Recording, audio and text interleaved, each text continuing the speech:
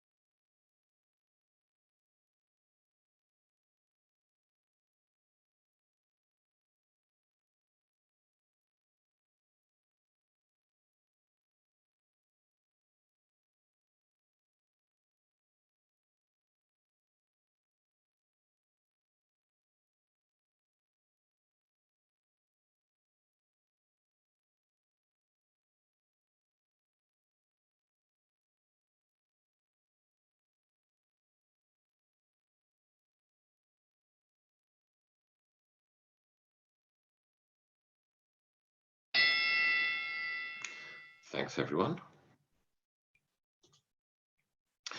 Okay, number one, Rebecca hadn't realized how faint she was feeling until she got up, staggered, and nearly fell over. Number two, although his chart states nil by mouth, it seems his family has been sneaking food onto the ward. No disrespect, but hospital food really isn't great. So in a sense, understandable, but nil by mouth is nil by mouth. The paramedics attempted CPR on the victim, but he had swallowed too much water and died at the scene. Number four, the GP suggested Pamela stop smoking if she's serious about overcoming her breathlessness. Okay. Thank you, everyone, for your answers. Much appreciated. Right, the writing test. It requires you to read and analyze the task, to read and analyze case notes, and then to write a letter of referral, of discharge, or of transfer. That's all the letters that there are. There used to be more, there aren't anymore. If you've come across, not us, you won't find it a D2 language, but other sources that you may find, I don't know, on WeChat or WhatsApp or God knows where, and it's not a letter of referral or discharge or transfer, just don't do it. Okay. The 45 minutes is divided as follows. There's 5 minutes for reading and 40 minutes for writing. 5 minutes of reading is where you read the task, work out who you're going to write the letter to and what action that person needs to take. You then need to read the case notes to work out the key facts of the patient's condition using the headings and subheadings as a guide. And then you need to identify relevant information and to decide if it is highly relevant or quite relevant. It's your determination. If you think information is important and goes in, you decide. If you think it's not important and stays out, again, that's your decision. Use these 5 minutes to make those choices, okay? Then the 40 minutes of writing time, you will plan out 3, 4, or 5 short paragraphs. Your determination, by the way, no one else's. And today we are focusing on the introduction and the request. As I said before, sometimes, depending on the case, these can be relatively short. And then you write carefully. Each paragraph has one main overriding idea. So let's get started with the 5 minutes of reading time. You'll analyze the task to work out who you're going to write this letter to, what action that person needs to take, what key information they need in order to do their job, and what prior knowledge they may have of your patient. And then you'll look at the case notes to work out what's relevant, what's repeated and relevant, and what's not relevant at all. We make a distinction between relevant and repeated and relevant so that you don't end up including relevant information multiple times, because that can be a bit weird. There's the task. Answer these 4 questions. Who am I writing to? What action do I want the reader to take? What does the reader need to know? And what does the reader already know? You have a minute to answer those 4.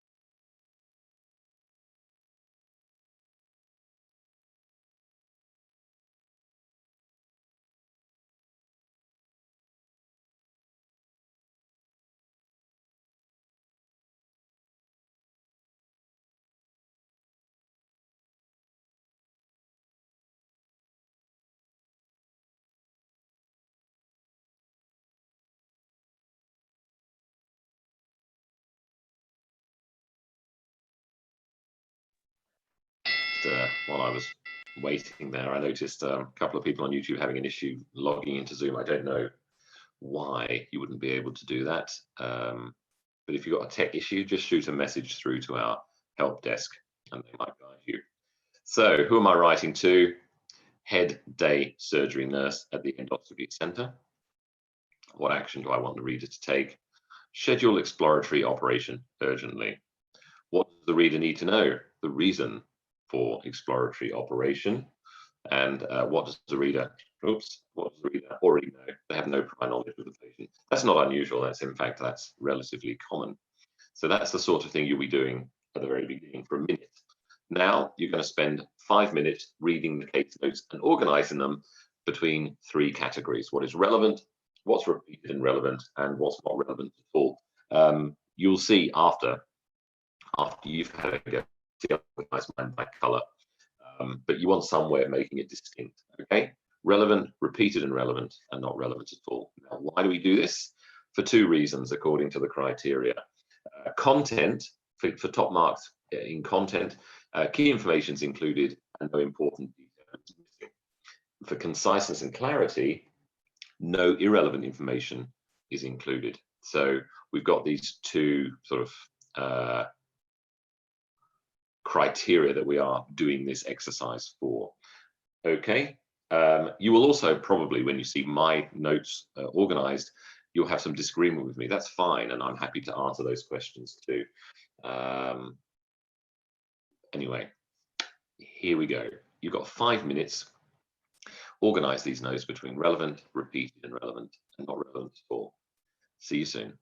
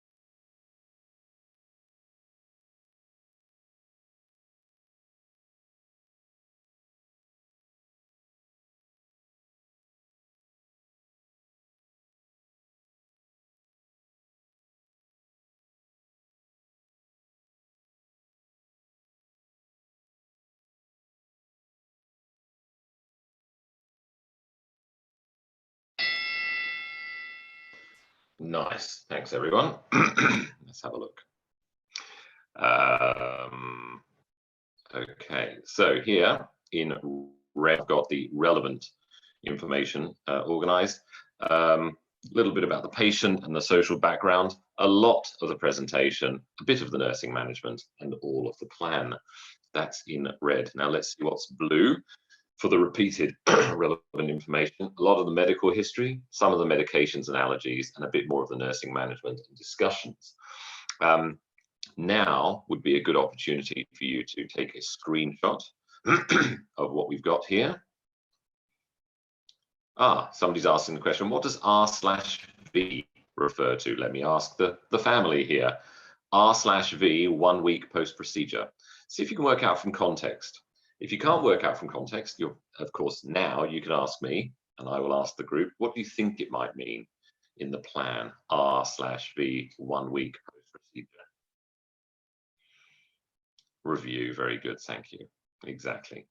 So sometimes you might see these abbreviations and I don't know what that means. Try and work it out from the context, that's all. I don't think there's anything to be gained. Random visit could be a random visit. Like a prisoner, I'm going to come on a random day to catch you. Yeah, review, RV, review. What does GERD, ESP mean? Okay, again, I asked the group, GERD, GERD, ESP, after meals. So ESP, you're asking, or GERD? Because ESP is obviously an abbreviation. Okay, so let me ask the group. Does anyone know what GERD is? Comes up quite a lot in case notes, I've noticed. GERD.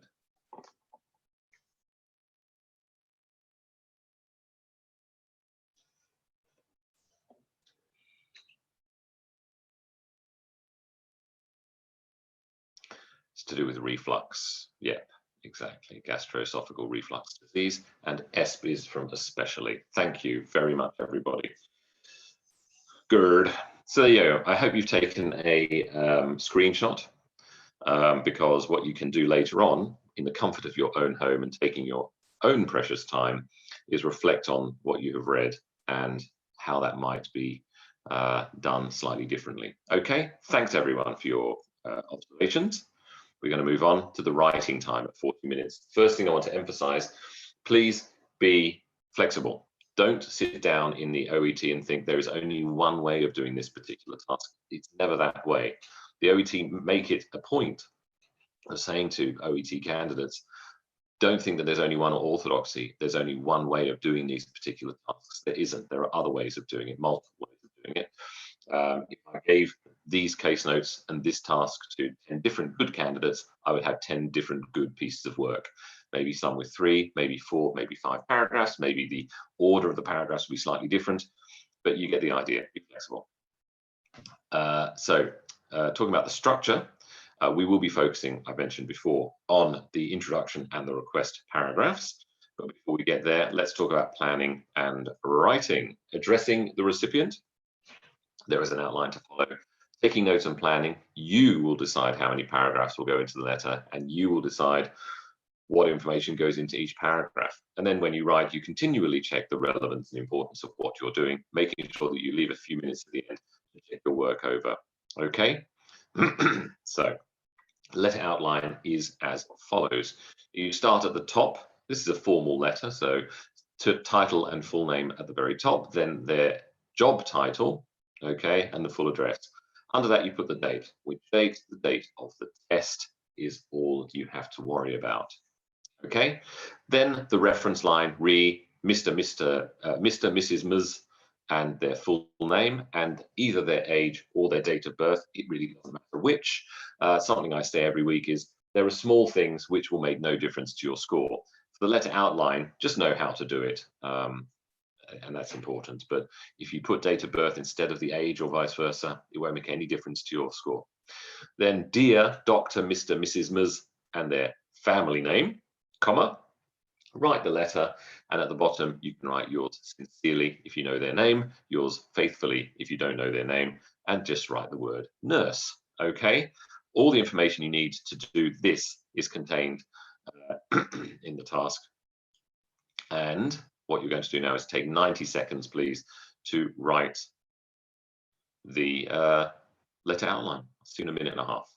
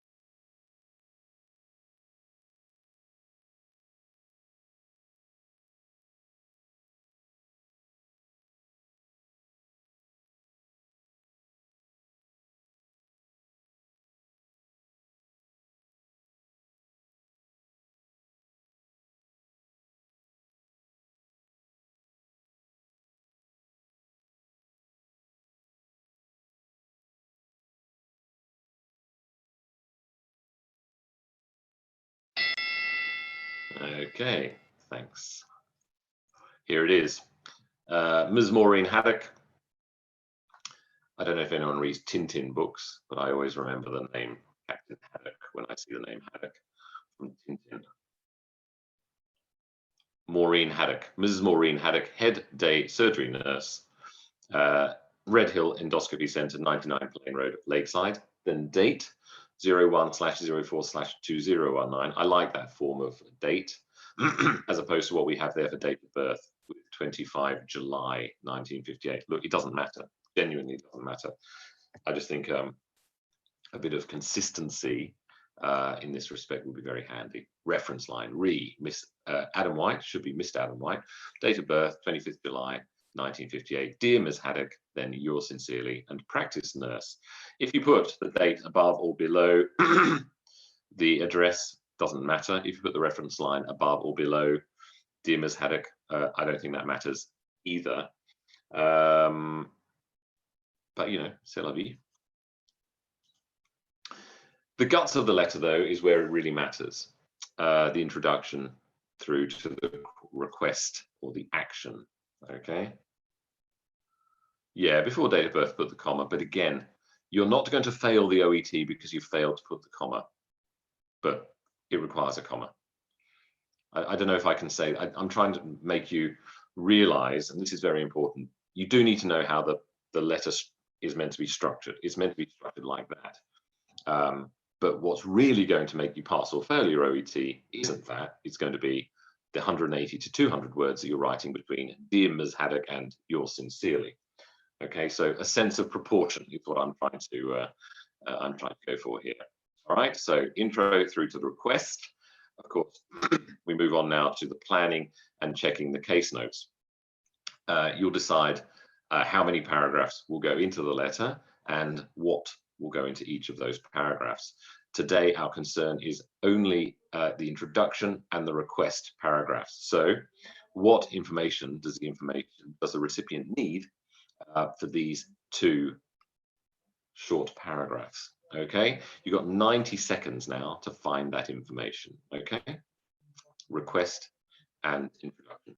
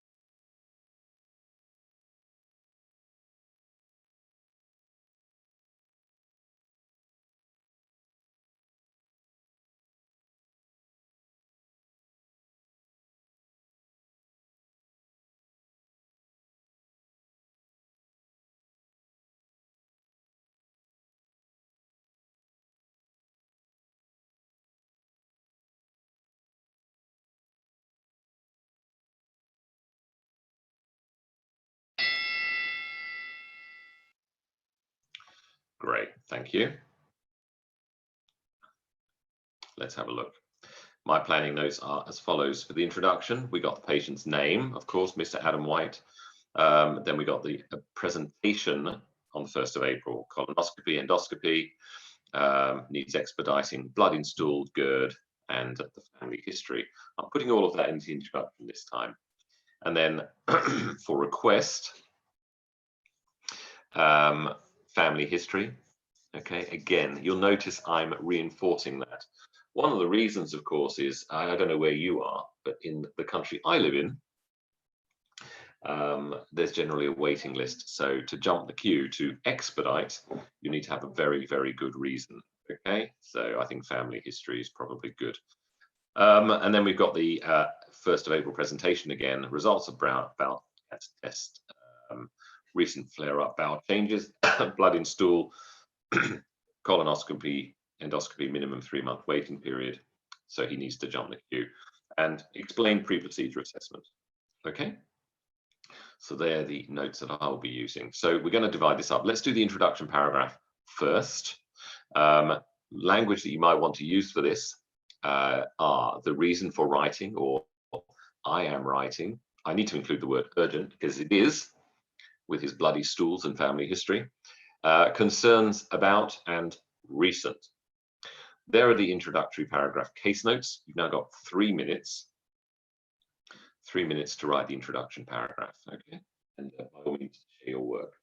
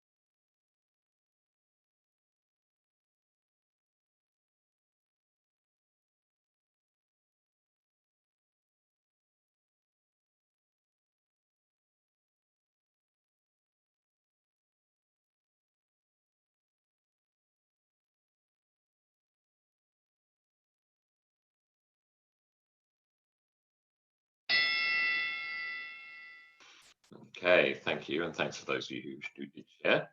The introduction, as you know, is generally speaking not over long. So what we've got here, I am writing to refer Mr. White for an urgent colonoscopy and endoscopy owing to concerns regarding his family history and recent adverse health issues, including blood in his stool and GERD. So immediately in the introduction, I've summed it up. It's a single sentence, and I'm emphasizing the need for a bit of a Q jump there. Okay.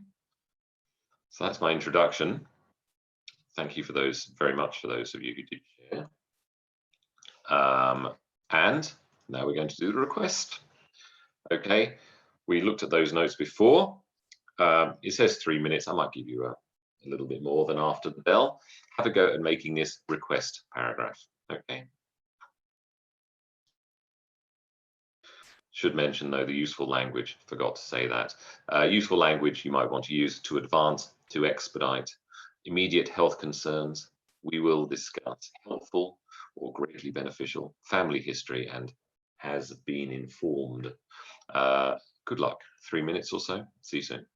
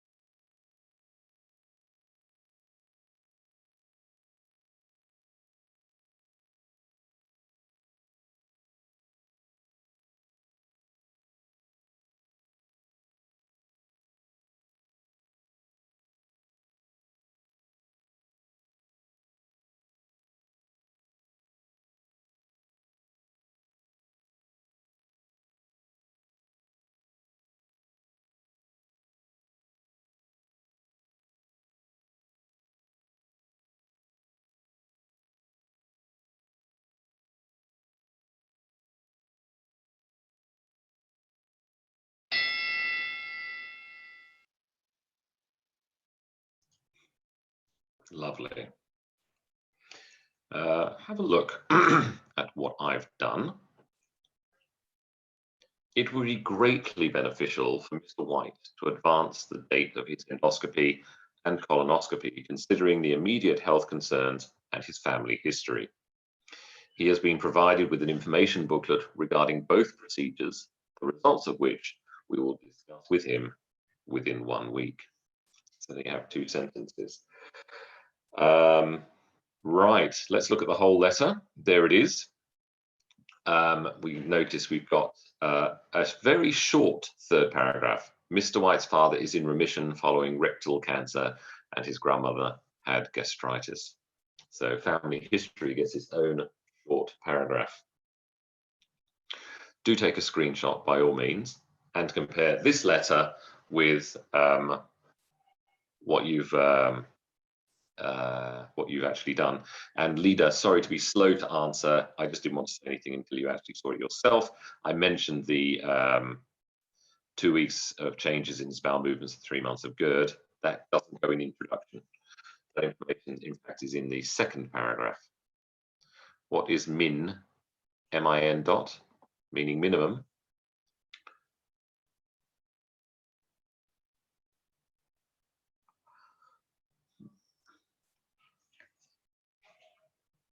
Cool. All right then. Thank you, everyone.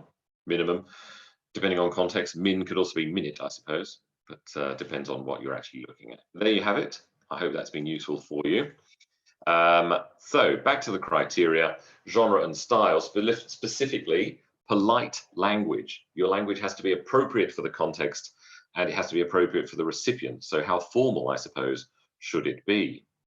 So appropriate levels of formality apply in both spoken and in written English. So in formal English, I am honored or I am honored to make your acquaintance. Somewhat formal, hi, nice to meet you, or it's lovely to meet you, Dr. Smith.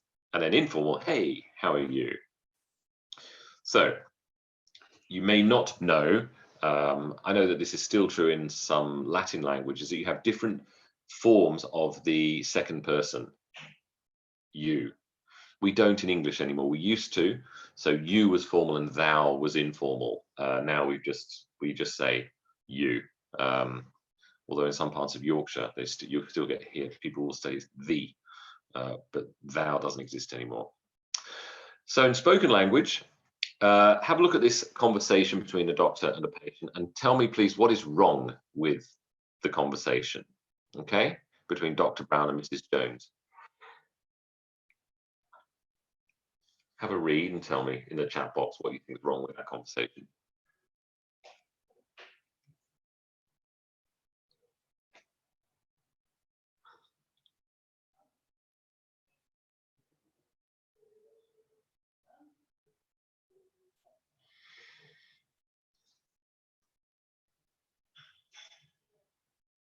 Yeah, far too informal, I agree.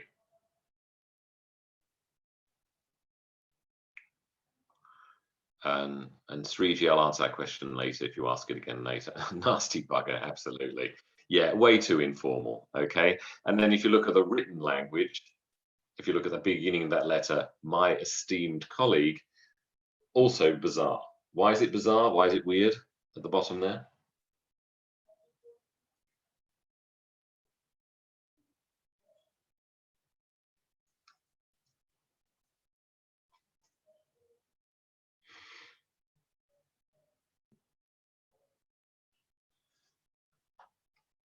Yeah, it's way over the top, isn't it? My esteemed colleague. Yeah, strange choice of words. So it should be, instead of good morning, madam, how about hello, Ms. Jones. How can I help you today? And then the doctor perhaps should say something like, I see well, let's have a look. Sometimes we need to freeze them 2 or 3 times to remove them. I'll apply 3 20-second bursts. That will probably do it. If not, you might need 1 more session. You would certainly not say, oh, nasty little bugger. And dear Dr. Antonius would do. My esteemed colleague is way over the top. So, quiz time. Take 2 minutes, please, to read the extracts from today's letter. I'd like you to find 5 errors related to the appropriate levels of formality and find them and correct them, please. You've got 2 minutes to do that.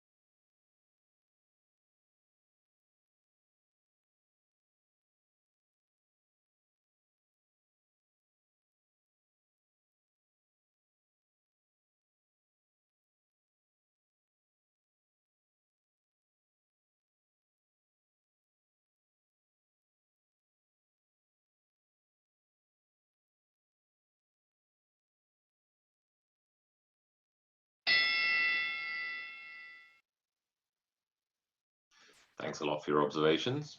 Much appreciated. Yeah. Okay then. Turned up? No. When he presented today, Mr. White expressed. Okay, not turned up. We tend to avoid phrasal verbs. Since 1991, the guy. You could either say Mr. White or simply the pronoun he. My preference is to write the patient's name at the beginning of, or the first reference to the patient is their name at the beginning of each paragraph. He was admitted to hospital with a superfluity of flatulence. Excessive will do. Okay. Currently slamming down, no, I think consuming or taking, that would do. And please note his pathology results, not will turn up. Again, avoid the phrasal verb, are due in 3 days. Thank you very much, everybody, for your observations. Thank you. For more, don't hesitate to go to our platform, obviously. If you're not yet an E2 language bod, become one. Choose a course and choose a package that works for you and join us. You have, of course, up-to-date information from the official OET website, occupationalenglish-test.org, on the writing and everything else, including, of course, the very exciting new test, which some of you will be doing, I think, this weekend, if I'm not mistaken. We have podcasts for your listening. Definitely get a mixture of health-related podcasts like from the ABC in Australia, CBC in Canada, NPR in America, and BBC in the United Kingdom. Reading is free and easy at NEJM, New England Journal of Medicine. I didn't say easy. It's worthwhile, though. And Science Daily is also fantastic. Fill your boots on those things. And, of course, don't forget our special offer at the moment. Get yourself a $10 voucher by giving us a little 20-second video. Say who you are, say where you are, and say why you feel connected with E2 language. And to get into shape mentally before your test, do take a mini mock test with us for E2 language. That's the OET Writing for Nurses, my friends. If you've got any questions, now would be a good time to ask them. Or perhaps if you want to see, I know somebody asked a question earlier, which I said, well, I'll look at that afterwards. If you can repeat that question, that'd be great. Should I write the positive family history of cancer instead of saying individually? It's up to you. It's up to you. I think that the way that I did it in my letter, I wanted to emphasize the urgency here. Remember, you need to have a really good reason to jump the queue for your endoscopy/colonoscopy, because everyone's got a good reason to want one. Not that no one goes in for pleasure, do they, for either of those procedures? So I need a compelling reason to have a colonoscopy and an endoscopy. So maybe, you know, the blood in the stools and positive family history, and maybe give some detail on that. But if you are an E2 language student, then this class, or well, maybe the one that's done this evening, that version of the same class is uploaded and it stays inside the recorded classes space of E2 language for 2 weeks. Okay.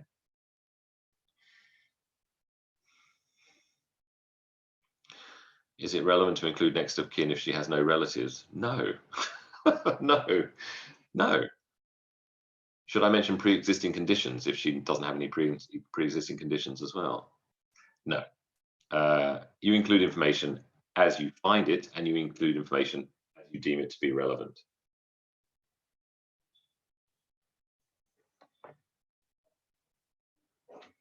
Okay. As always, I forgot about my video. Any other questions? Anything else not clear to anyone?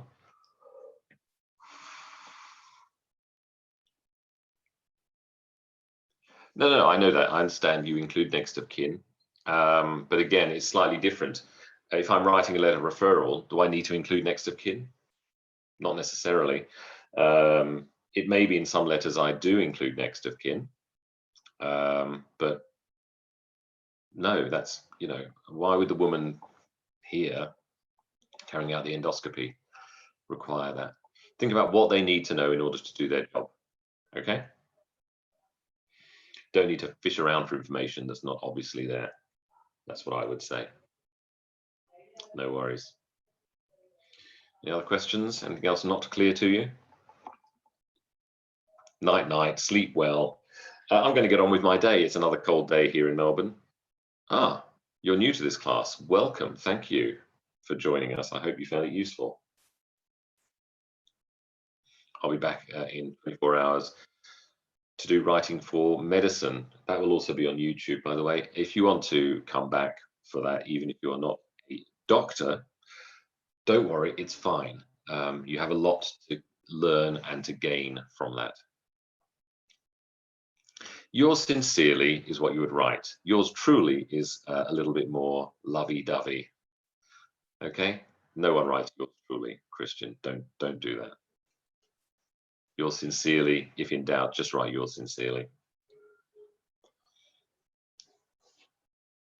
It's like writing little crosses at the bottom. Yours truly, Colin. Kiss, kiss, kiss. Hug, hug, hug. That would be strange. I don't know that would get you more. Oh, good, good. Come tomorrow. I think you'll enjoy it. The principles are the same. I know people will think, writing for nursing and doctors is different. Nah, come tomorrow and you'll find out. Okay? New material and you'll enjoy it. Nice one, everyone. Thank you so much for your questions and answers and so on. Enjoy. I'll see you all again soon. Bye. Same time tomorrow, exactly. Bye-bye.